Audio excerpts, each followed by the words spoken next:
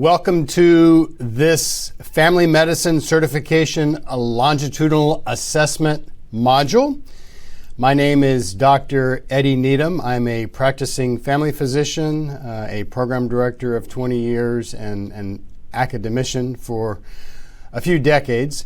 It's my pleasure to kind of walk you through the different resources that you have to help you with your studying process for your board certification.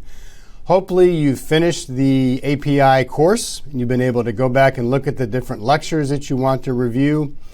Today we're going to be looking at resources from both the American Board of Family Medicine as well as the American Physicians Institute tool that you have to be able to craft exams for yourself. So without further ado, we're going to be discussing the Family Medicine Certification Longitudinal Assessment. So you'll hear me abbreviate that FMCLA.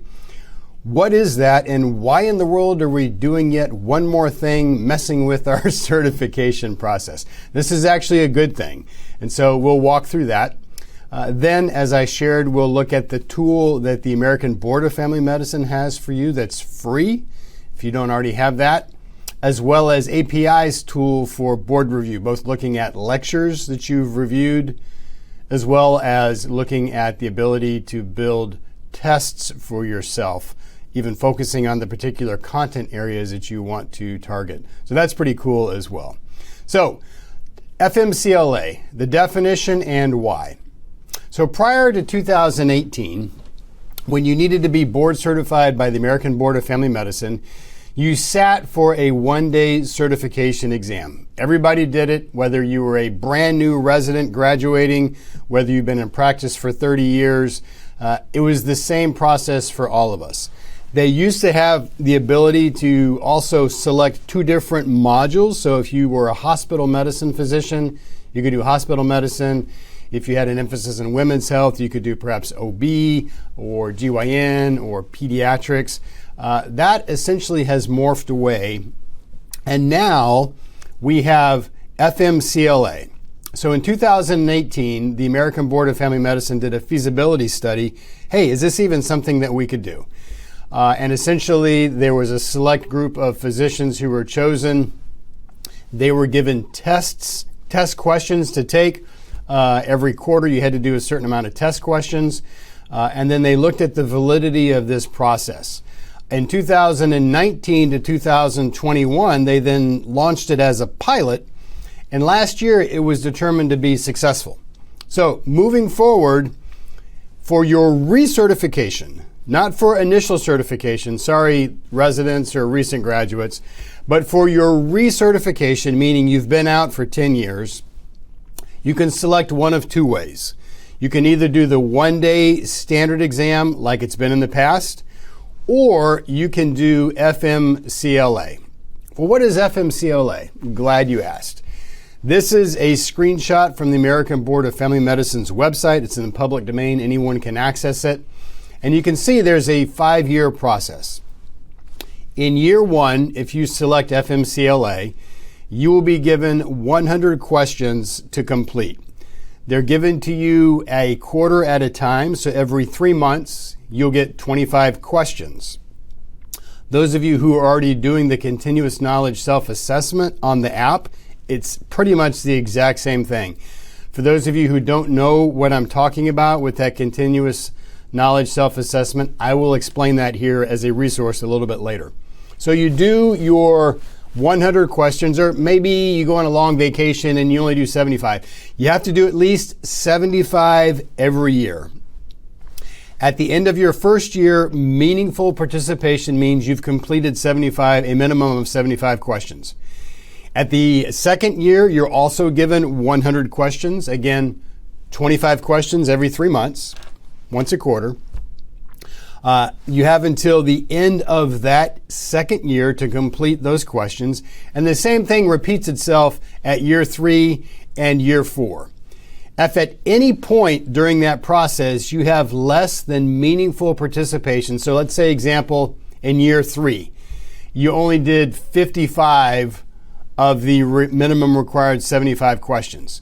What happens is you are then excluded from the FMCLA process And that next year, you would then have to take the one-day certification exam. So you're given that opportunity, and of note, you're given a whole year to complete those minimum 75 questions. At the end of year 4, if you've done a minimum of 75 questions over the 4 years, that gives you a minimum of 300 questions that you've completed, somewhat similar to the one-day board exam. You're then judged at the end of that 4th year, and if you meet the minimum passing score, then you are recertified. And that's what happens in year 5. If you do not meet the minimum certification score at the end of year 4, then in year 5, you have to sit for the one-day exam. So it's almost a safety net. You try for those first 4 years, and if you meet the minimum score, you're done. That would repeat again in year 6. You'd start a new cycle. If you did not meet the minimum score, or if at any point you didn't meet a minimum of 75 questions in a year, then you would need to sit for the one-day exam. Currently, up until recently, you had to do the one-day exam anyway every 10 years. So this is a way of doing a continuous process where every 3 months you're given 25 questions. Of note, you can study as the questions come up. That's actually the intent. If you don't know the answer, look it up. You can use all the available resources. The American Board wants you to succeed because they realize that the learning process of taking the exam is a way of making family docs smarter, better, faster. I can't work on better looking, but at least gets us to goal to be able to provide better care for our patients. Now, let's go into the board's website and let me walk you through some information that you have access to. So all of you are diplomats of the American Board of Family Medicine. You may not be members of the American Academy of Family Medicine, or American Academy of Family Physicians, AAFP. That's our professional organization. The American Board is our certifying organization. So go to theabfm.org. In the upper right-hand corner where you see I've got it circled, you click on Physician Login. If you do not have a physician login, it will challenge you and you get to build your username password. This is the home screen. This is my portfolio. You can see in the upper right-hand corner it says Dr. Eddie Needham. If you wanted to, you could see my ABFM ID number. Woohoo, there it is. But you don't have my password, so you can't get in. This is the home screen. If you scroll to the bottom and you click on Learn More under the Family Medicine certification process, it gives you some information there, but it gives you a lot of detailed information if you would like to go back and understand, review, or rehash some of the information that I've just shared. So what are the requirements for initial certification? It talks about that. What if you don't meet the requirements within 3 calendar years after completion of residency? How do you maintain certification? What happens if there's a lapse in my certification? What are certification points? A lot of good information there that I don't have time to go into today. But those are resources that you have available. And again, how do you get there? You log in. This is your home screen from your portfolio. You scroll to the bottom, and at the very bottom it says Learn More. This is the screen that comes up, and you can click on those tabs for more information. Well, what about FMCLA? This is directly from the American Board's website. They give you this information. I'm going to blow up what it says there in the bottom, and I'm going to read it to you directly. So, the Family Medicine Certification Longitudinal Assessment is an alternative to the one-day examination that delivers 25 exam questions quarterly or every 3 months for you to complete on your own time. You're not under a time limit. It's not like you have 25 minutes or 30 minutes to complete these 25 questions.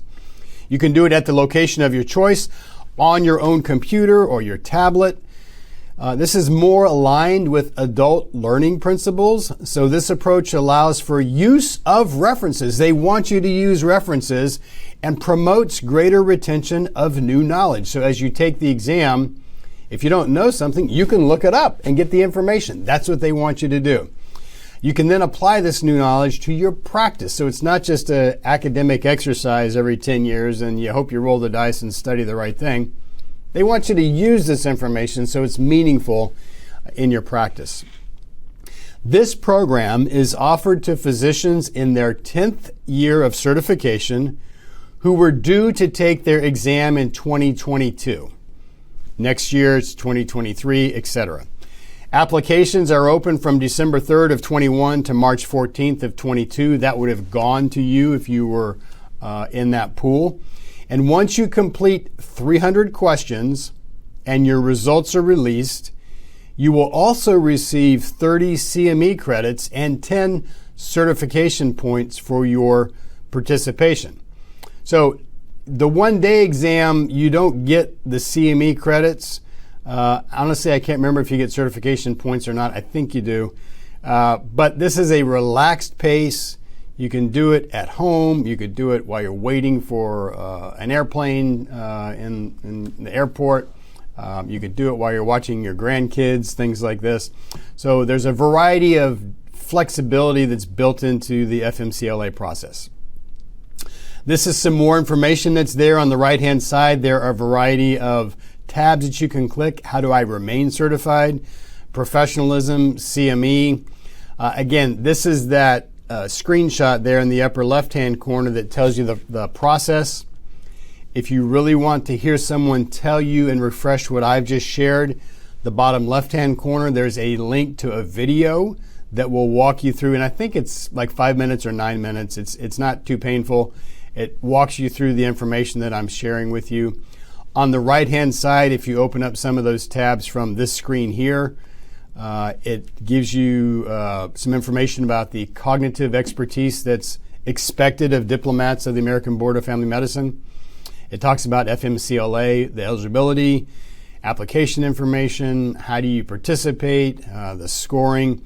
All that information is there for you to study should you want to know more from the American Board of Family Medicine. Again, this is that 5-year course. Year 1, you sign up and you get you're going to get 100 questions. You need to complete at least 75. Year 2, minimum of 75. Year 3, minimum of 75. Year 4, 75. 75 times 4 is what? 300. That's where you get your minimum of 300 questions. You could do up to 400 questions. And of note, even if you complete the first 3 years and you have 300 questions, you still need to complete a minimum of 75 questions in year 4.